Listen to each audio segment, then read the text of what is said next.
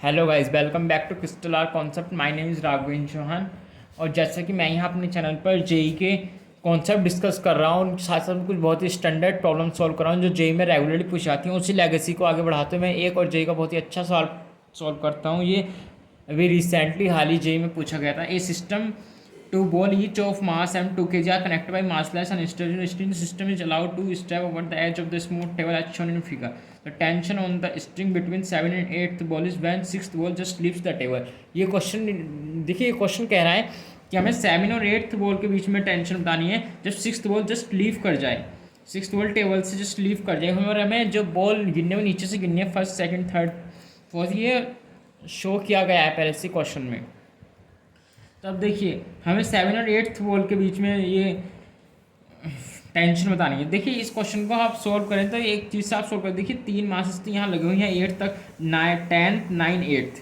तो यहाँ पर 3m का ये एक मास मान लेंगे और इससे एक टेंशन जुड़ी होगी जो इन तीनों को खींच रही होगी, क्योंकि 8 से 7 के बीच में निकालनी है।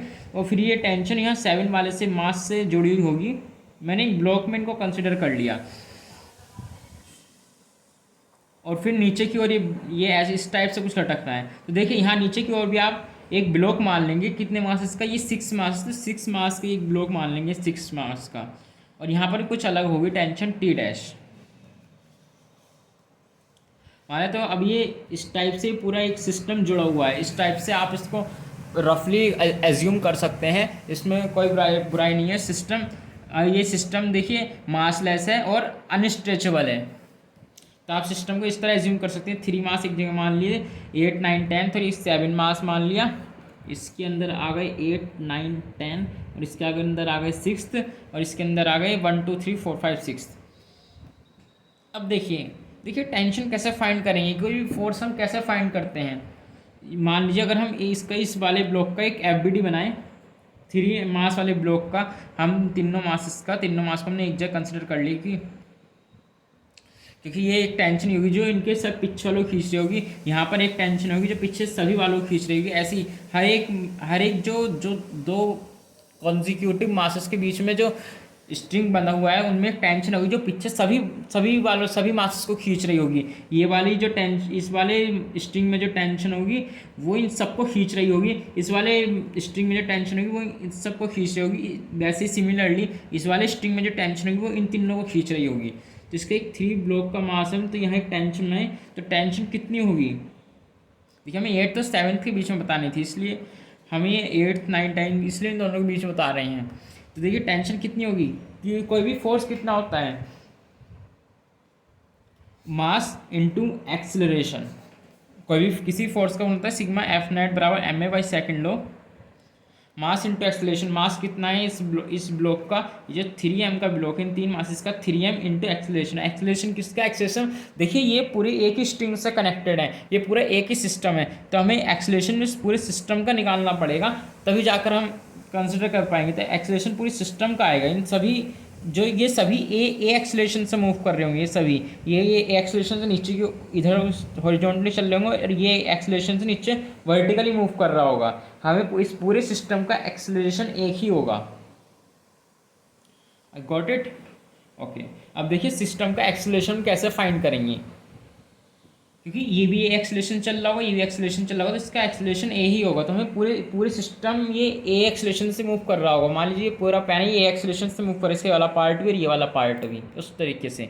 तो हम ए एक्सेलरेशन सिस्टम कैसे फाइंड करेंगे? देखिए, अगर आप इस पूरे को कंसिडर करें,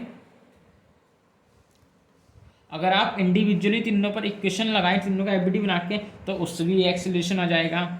और अगर आप इसमें एक चीज़ और कर सकते हैं, इस पूरे सिस्टम को ये एक मान लीजिए 2 ब्लॉक सिस्टम को हम पूरा एक ही सिस्टम मान लेते हैं और उसमें जिस भी ब्लॉक पर फोर्स लग रहा है उस फोर्स को पूरे दोनों ब्लॉक का मास लेते हैं। ठीक उसी तरीके से जब इस पूरे सिस्टम का एक्सेलरेशन एक ही है और एक ही एक्सेलरेशन से पूरे सिस्टम मूव कर रहा है, तो यहाँ तो हमें एक फोर्स लेना होगा, एक कोई एक्सटर्नल फोर्स लग रहा होगा बाहर से, इस पूरे सिस्टम को एक्सेलरेशन से मूव करा रहा है, इसको भी।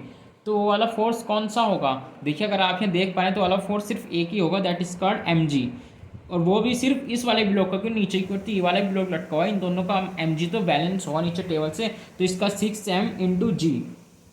इसका इस वाली ब्लॉक का मास 6m है और इंटू जी इंटू ग्रेविटी। तो यही एक एक्सटर्नल फोर्स होगा जो इस पूरे सिस्टम को मूव करा रहा होगा।